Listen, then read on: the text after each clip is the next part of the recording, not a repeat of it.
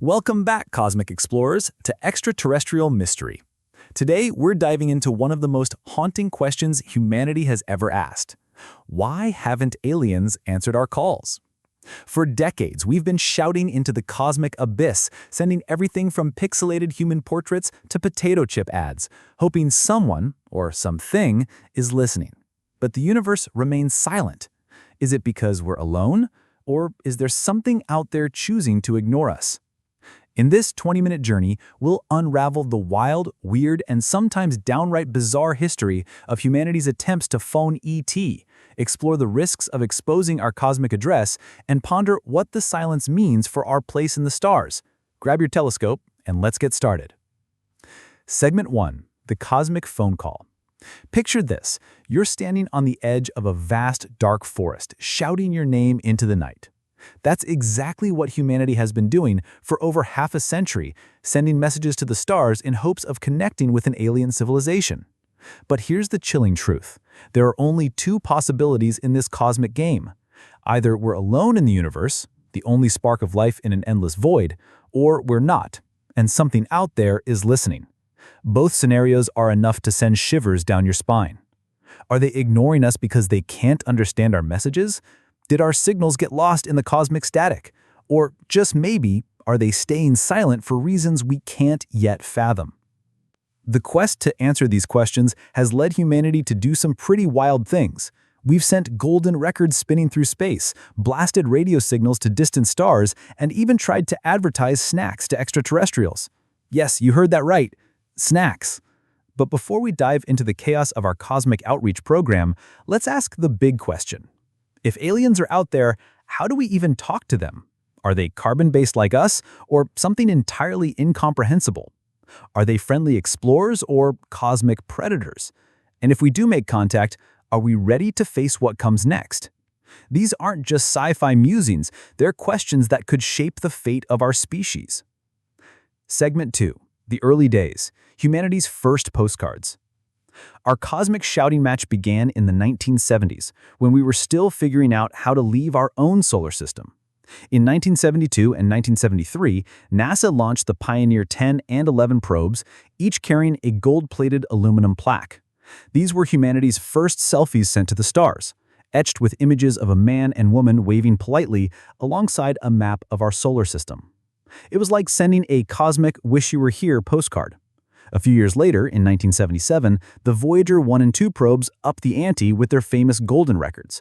Cosmic mixtapes packed with music, greetings in 55 languages, and even the sound of a child's laugh.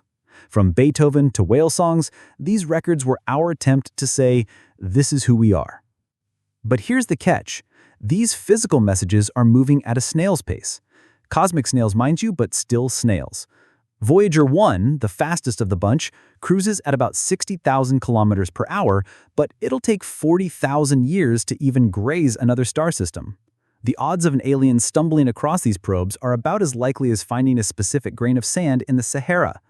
So while these golden plaques and records are beautiful symbols of our hope, they're more like bottles tossed into the cosmic ocean than direct calls to alien neighbors.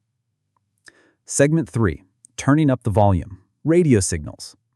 Realizing physical probes were too slow, humanity turned to radio waves, which travel at the speed of light.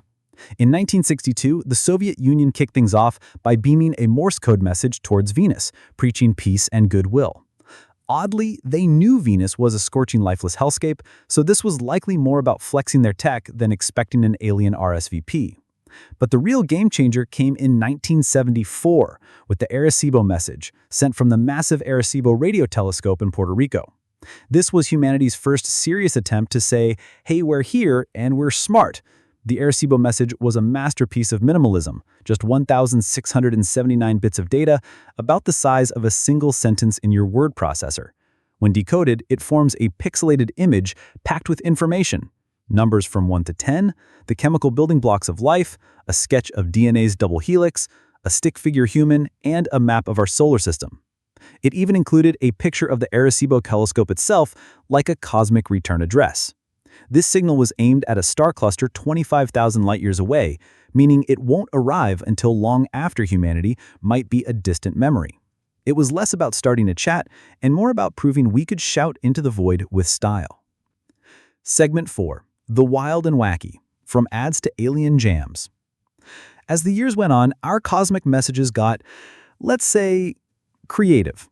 In 1999, Russian scientists teamed up with teenagers to send a teenage message to 6 sun-like stars with complete drawings, poems, and eerie theremin music, the kind of spooky sound you'd hear in a 1950s sci-fi flick. Why a theremin? Its pure waveforms stand out against cosmic noise, like a clear bell in a storm. In 2008, NASA celebrated its 50th birthday by blasting Beatles tunes towards Polaris, 350 light-years away. That same year, a snack company sent a potato chip commercial to a constellation 42 light-years away. I mean, who wouldn't want to share crispy snacks with aliens, right? Things got even weirder in 2009 when an Australian project collected 501 public greetings and sent them to Glee's 581 system to home to a super-Earth in the habitable zone. In 2012, National Geographic crowdsourced 10,000 social media posts and beamed them towards the source of the famous 1977 WOW signal, a mysterious burst we've never explained. In 2016, a Spanish music festival got in on the action, sending 33 electronic tracks to a potentially habitable exoplanet 12.4 light-years away. And in 2022, a group called METI, Message in Extraterrestrial Intelligence, sent a cultural snapshot to the TRAPPIST-1 system 39 light-years away, including the periodic table, human diversity, and a warning about our environmental crisis. These signals are still zipping through space, with the earliest replies not expected until 2049 at the soonest. It's less about starting a chat and more about proving we could shout into the void with style. Segment 5. The Cosmic Chaos. Why so messy? If this sounds like a cosmic free-for-all, you're not wrong. Humanity's messaging strategy has been less grand plan and more throw everything at the wall and see what sticks. We've sent math, music, ads, and even kids' screams. Someone almost sent private photos, but thankfully cooler heads prevailed. Some of these efforts, like the Arecibo message or Cosmic Call projects, were meticulously designed to be universal, using math and science as a cosmic Rosetta Stone. Others, like the potato chip ad, were pure publicity stunts. But here's the thing, most of these messages don't have a clear target. They're like shouting into a megaphone in a crowded galaxy, hoping someone or something is listening. Why the chaos? Part of it is human nature. Some messages were serious attempts to answer the question, are we alone? Others were just for fun, a way to leave our mark on the universe.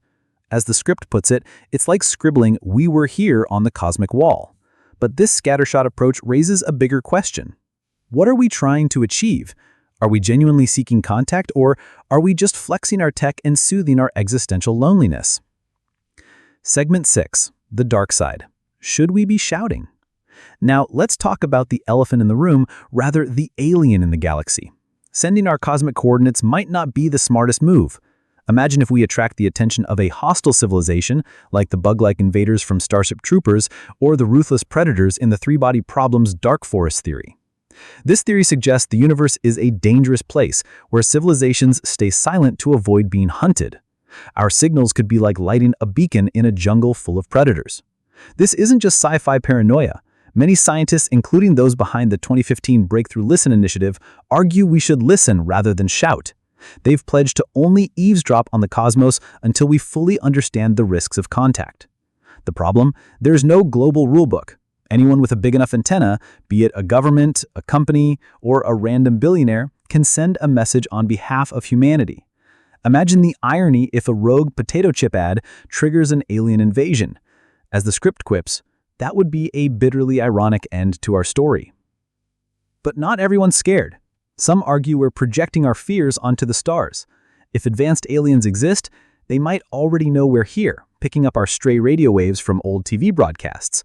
Maybe they're just not interested, giving us the cosmic equivalent of a read but no reply. Or perhaps they're staying silent for reasons we can't yet fathom. The silence. What does it mean? Most of our messages haven't reached their targets yet. The closest stars we've pinged are 10 to 70 light-years away, meaning round-trip replies could take decades or centuries.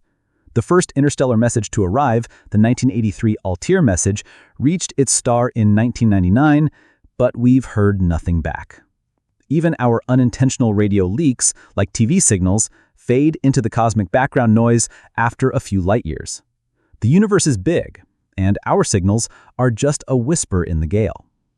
But the silence might mean something deeper. Maybe we're truly alone, the only flicker of consciousness in a cold, empty cosmos. Or maybe aliens are out there, watching, waiting, and choosing not to respond. The script ends with a playful yet haunting idea. What if they're giving us the ultimate cosmic snub? A read but no reply. It's a reminder that the universe doesn't owe us an answer, and our search is as much about understanding ourselves as it is about finding others. Segment 8. The future. To call or not to call? As we stand on the brink of a new era in space exploration, the question remains, should we keep calling? Projects like METI and Breakthrough Listen show we're not done trying, but we need a better plan.